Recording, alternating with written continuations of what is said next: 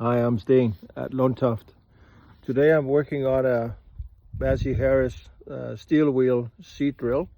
It's a 20 gang, about 12 feet wide. I have been looking for information at what I could find for rebuilding this thing, and yeah, I can't find much on YouTube. So I figured, you know what, I will muddle my way through it, and maybe I can help somebody else. So here we go. The cedar that I'm working on is a lot like this one here. This one is my part donor, but we'll go in and have a look at the one that I'm working on.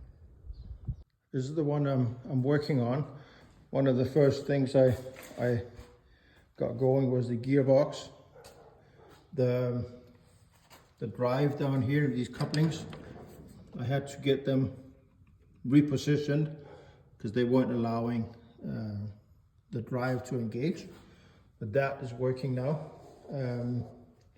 What I did there was I straightened out these rods so that the proper distance to the coupling was established. And then I actually had to swing this one from up here down there and this one from down there up here. And then I got the right distance. And that was a problem on both ends. And the last thing I've been working on here now were the disc scrapers. So these guys here is scraping the blade free for dirt. I thought these cool little wing nuts, I was able to salvage all of those. And then I got some new bolts for some of them are pretty rusted and bent. But and after that we'll be working on the board. It's supposed to be a board across here you can stand on so you can see what's going on in here. And this thing has been vacuumed out and blown out and vacuumed and blown and vacuumed and so forth. But yeah, if anybody recognizes the cedar here, by all means leave a comment if you don't mind. And hopefully we can see this thing in action this spring when we're seeding. Well,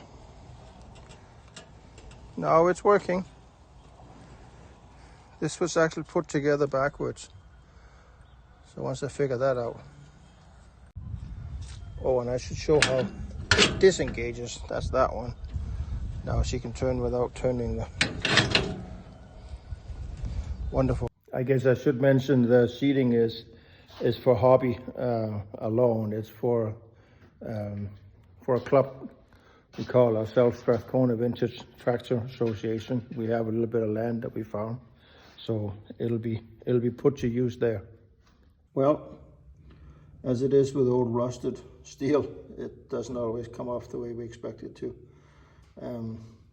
Heat will help us out with this one. I've had a number of them, so I'll show you how I did that.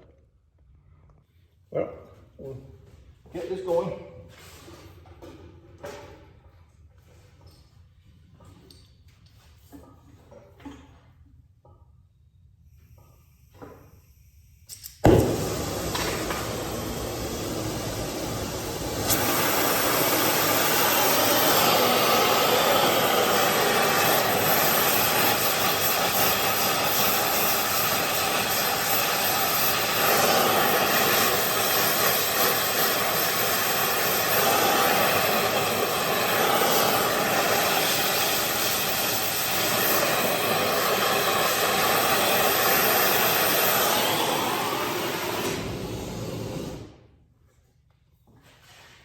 Want to warm it up till it's red, and once it's red, the fact that metal grows and shrinks with heat, it will let go.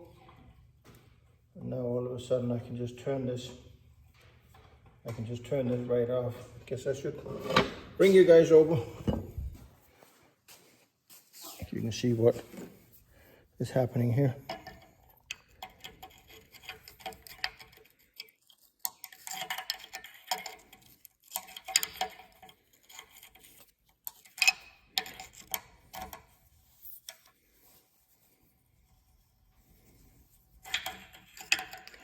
before it was stuck to the point where the stud or the bolt would just break. And now I can turn it off with my fingers once I get something on my fingers.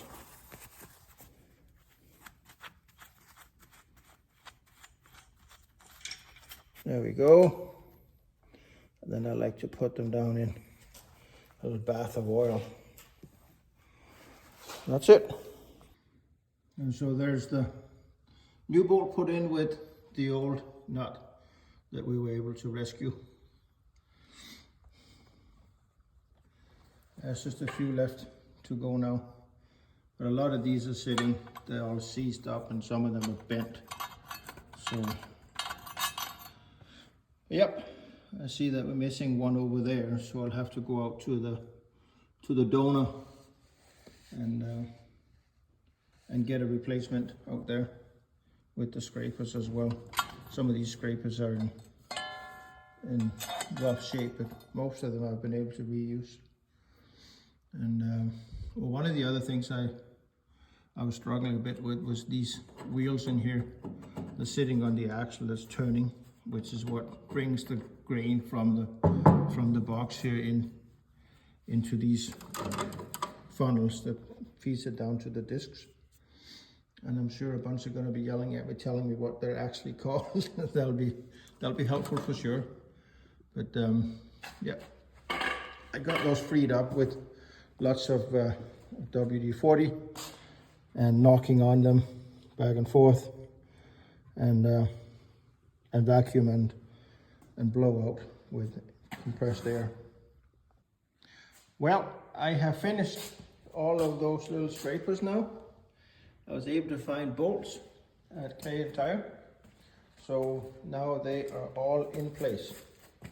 So that's kind of what I needed to do. So now I got to fix the board on the back here. So that'll be the next. Well, the next step is to get these steps, or the stepping board for the back, fixed. And to do that, I need to straighten everything up, of course. In addition to that, there is a plate here with some scrapers to scrape the dirt off the wheel, so that they don't pack up with dirt, of course, right? And that piece I have here now needs to be straightened out. So I'll try and heat it up and get it straightened. Well, I think I got this one straightened out now. So it's going to sit something like this, right? And then these will go up against the wheel to scrape off any mud, like I was saying. So we're on to the other side now. And that'll need a little bit of heat as well before we get there. Well, I think it's not too bad. That'll definitely scrape dirt off the wheel. And got a boulder bag on here. I got the other one straightened out as well, so I'll go put that one on now. I'm being true to the old ways, in the sense that I try to reuse as many of the old hardware as possible. So I clean them off on my little steel brush. I run a tap through the old nuts. I think that's pretty cool. Anyways, we'll get the next one put on. Hello again. I was going to take the seat out today and test how the mechanism works to lift the discs and lower the discs. As you can tell, it's pretty white on the ground, so not really inviting to take it out today. There's a few other small odds and ends I can carry on with inside, so let's go have a look at that. What I was hoping to test today was the lift system. When you pull on this cord here, or I'm going to put a cord in here, when you pull on this lever, it'll disengage this cam system down here, and that will lower the discs. The height you can adjust with this handle here, and there's one for each side, and I'm missing one over here, so that will be coming from the parts donor. Well, this one is just about ready to bring over to Leo. I got all the discs going. I got scrapers on the sides going. I got the gearboxes. No, you knew that already. Yeah, I'm pretty much getting there. Now I'm just doing the beautification of some new bolts and stuff. Good morning. Well, I think enough snow has melted that I can get this seat out and get it tried. And we're in Alberta, so you never know when it's going to snow again. Well, I guess we'll see how this is going to work now. I got the seat out of the Quonset, and got a couple of pieces of rope on there. I promise I'll change that rope out with something more time appropriate. But let's see how it works. Okay, I got a little help here now, so I don't have to drive the tractor. So we'll try and go slowly forward here, and I'll pull on the. You wanna go, Laurie?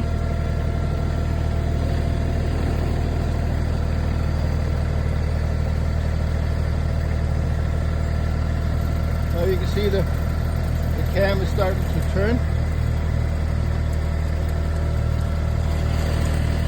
That one over there. Keep going, Laurie.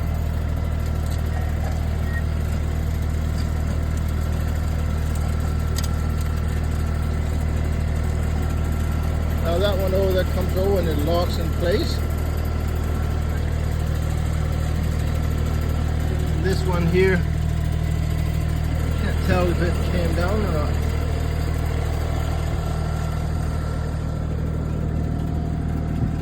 Oh yeah.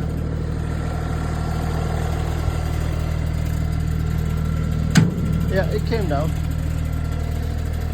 So basically what happens here, when we pull this lever out, and this mechanism turns around, and because it sits offset on the axle, it either raises or lowers the seat discs. And then besides from that, I can set the depth further with these guys here, right? So I think the next video will be when I have it brought over to the tractor club, and we'll get it seating. It'll be either barley or oats, and we'll try this thing, see how that works. Wanna drive forward, Laurie?